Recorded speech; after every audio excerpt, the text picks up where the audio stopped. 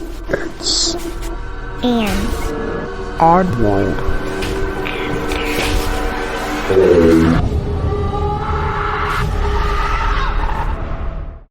Hey oddballs, I'm your host Jensen, and welcome to episode 57. You know, sometimes I get genuinely freaked out when I'm recording, and I don't want to keep recording even though I pre-record a lot of the times. Like, for example, last week with those two stories just back to back. I mean, I did that to myself, but it was also super windy outside and my house was making noises and I really didn't want to record anymore after that last story. Needless to say, I had the chills. I was done. We're good. I'm good. I'm here now. We've got some great stories today. But anyhow, I just wanted to let you guys know I do genuinely get freaked out by these. And when I'm recording back to back to back to back on some of these episodes, it gets to be a bit much sometimes. So, you're welcome. I hope you're enjoying this. Anyhow, let's move on because today we're going to learn about a mythical creature. So, here we go.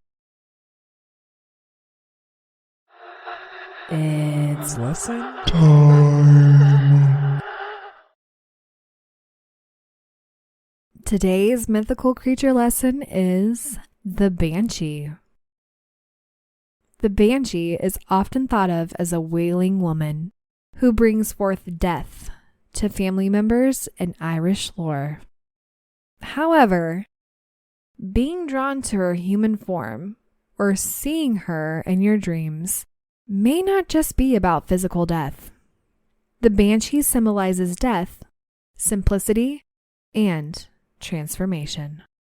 Seeing the Banshee might not be the harbinger of destruction you first think. Being drawn to this mythical fairy may indicate that you need to reconnect with your inner child. You have rejected your self-worth for a long time, and this is your reminder that you have a lot to offer the world. It may also indicate that a massive change is on the horizon, one that you need to embrace wholeheartedly. I hope you guys learned a little something about a banshee, and we're going to go ahead and move on to stories. This comes from ItzImNotReal on Reddit.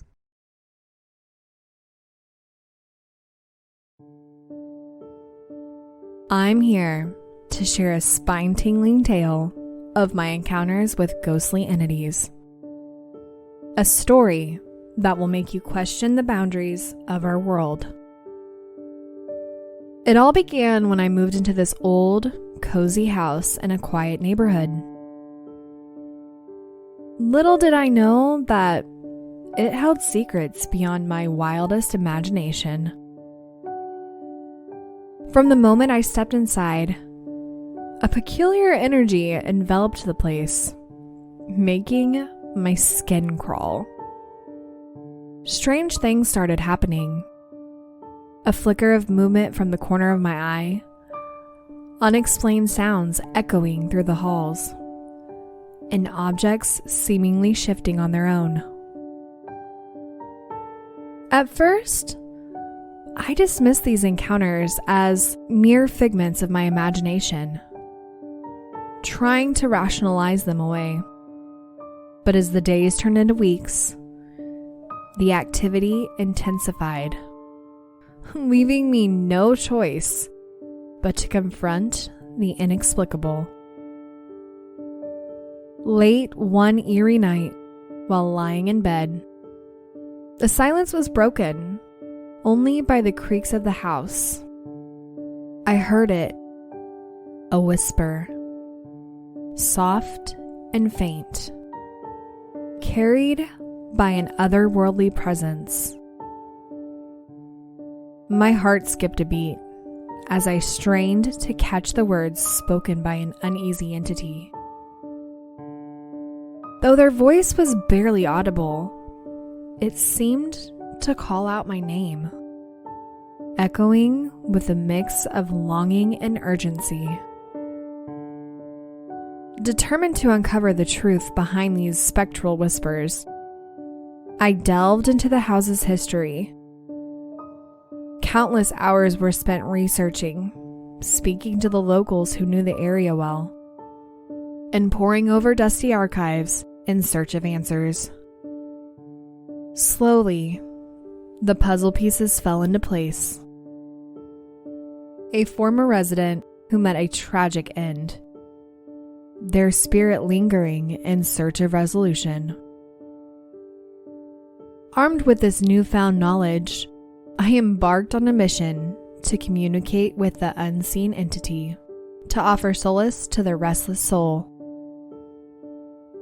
Through late-night conversations, I began to understand their pain, the unfinished business that bound them to our world.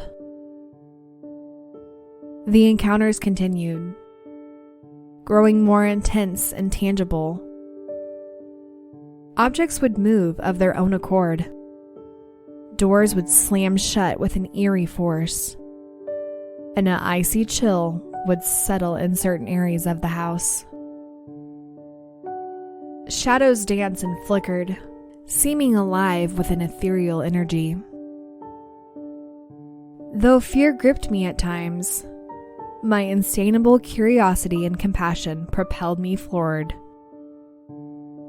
I sought the assistance of seasoned paranormal investigators, and together, we explored the depths of the house, armed with various detection devices, hoping to capture evidence of the otherworldly.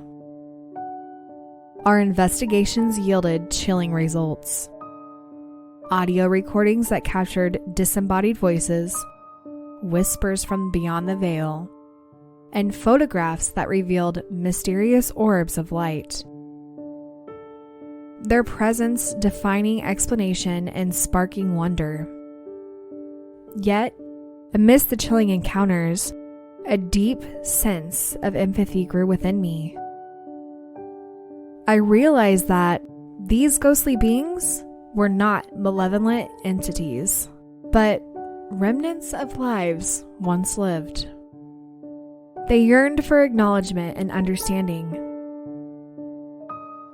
With careful research and heartfelt conversations, I pieced together fragments of their stories.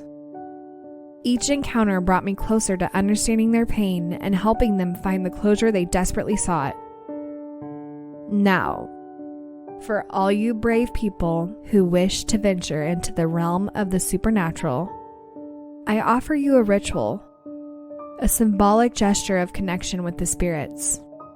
Light a white candle in a room, close your eyes, and softly speak words of compassion and understanding. Open your heart and mind to the possibility of their presence, acknowledging their existence with respect and kindness.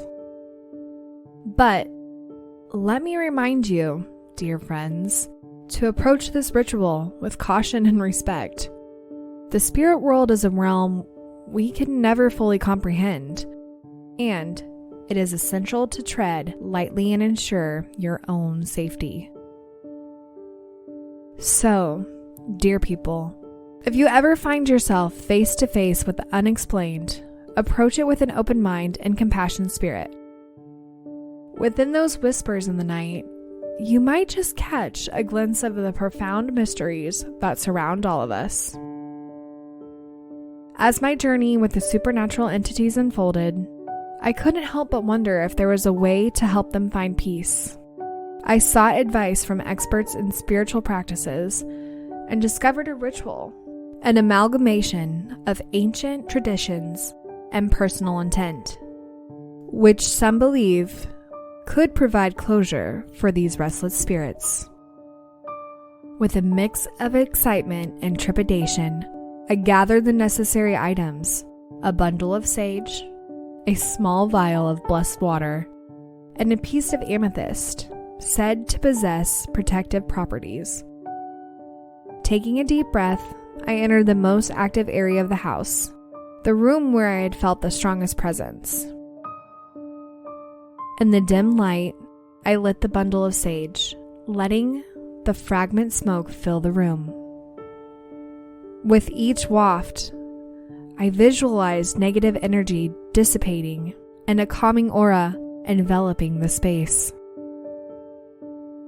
I sprinkled a few drops of blessed water, symbolizing purification and renewal.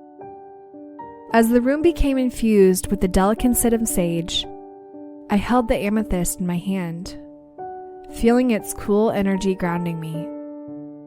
With a steady voice, I spoke words of compassion and release, addressing the spirits that resided within the house. I acknowledged their pain, expressed my willingness to help, and offered them the freedom to move from their earthly attachments.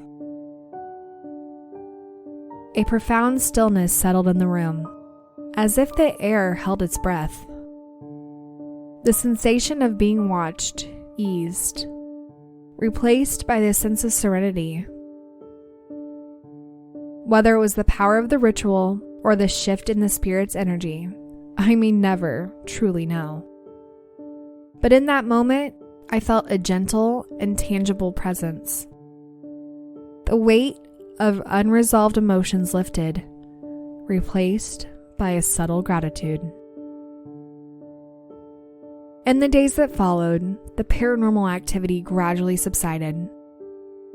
The once restless spirits seemed to find solace and began to fade into the ethereal realm they belonged to. The house, once fraught with their lingering presence, now felt lighter, more peaceful. Reflecting on my own experiences, I realized that the ritual was not a definitive solution for every haunting.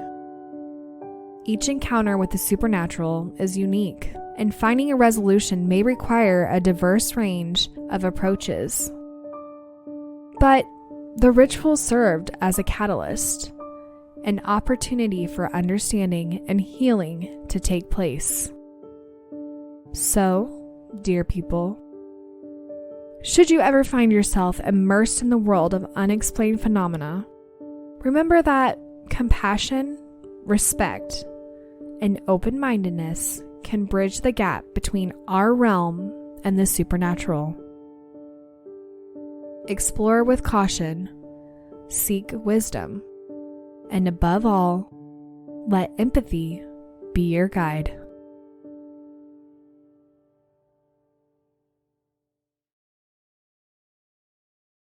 Can we just talk about how well written that was?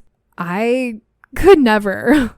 Besides that, I really like what this person did as far as having an open mind and really just wanting to help the spirit, not necessarily be afraid and freak out about it. They just really wanted to know who they were, why they were there. Can they help them go back to where they need to be or go where they need to be? I mean, if you really think about it, not everything on the other side is negative.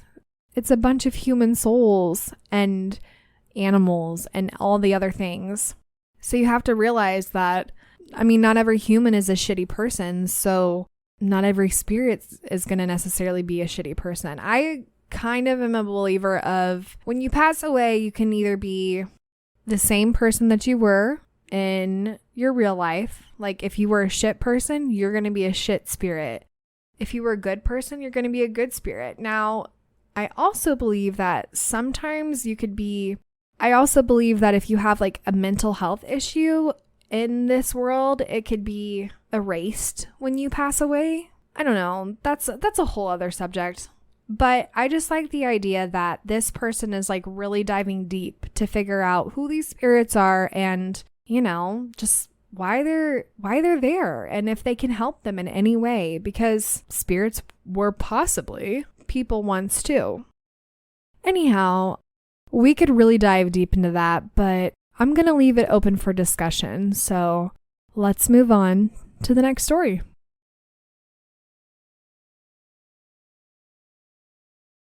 This comes from shot-nebula-5812 on Reddit. Last year, I was taking care of a goat. Originally, I was intending to sell her, but I was dealing with the death of another one of my pets that year. I fell in love with her. Her name was Gertie. Due to changing circumstances, I could no longer take care of her. I found someone who could, though, and she was living happily there. Until today. I got this impulse to pull a tarot card this morning. I pulled the Ten of Swords. I didn't really think anything of it until I got the news that Gertie passed. Gertie was like a child to me. Is this just a big coincidence? Or is something more going on? For those of you who don't know what the Ten of Swords is, here's kind of a little basis of what it is. If it's upright, meaning the card is facing the correct way, it usually is about like painful endings, deep wounds, betrayal, loss, and crisis. The reversed is recovery, regeneration, resisting an inevitable end. And reverse just means that the card is upside down. Just for those of you who don't know. I'm assuming it was upright. But for this story, that is really interesting. The fact that they pulled the Ten of Swords and, painful endings. But the betrayal part of this card is also what's kind of interesting, because hopefully there is no betrayal. If it was any more to that, then that's pretty fucked up. But it's really sad at the end of the day. It really is. And you might just think, well, it's a goat. No, don't be like that. This person loved that freaking goat. And goats are freaking cute. So get out of here with that negativity. Just no. But anyhow, what are your thoughts on this? Do you have a story like this or like the one previously before? Let me know. And I hope you enjoyed today's episode. And well, it's an odd world after all. Oddballs. Go follow us on It's an Odd World After All podcast on Instagram and Facebook. Also, give us a 5-star review on Apple Podcasts. If you have a story you would like to share, email us at it'sanoddworldafterall@gmail.com or message us on one of our social platforms. Don't forget to share us with your family and friends. And check out our website, it'sanoddworldafterall.com.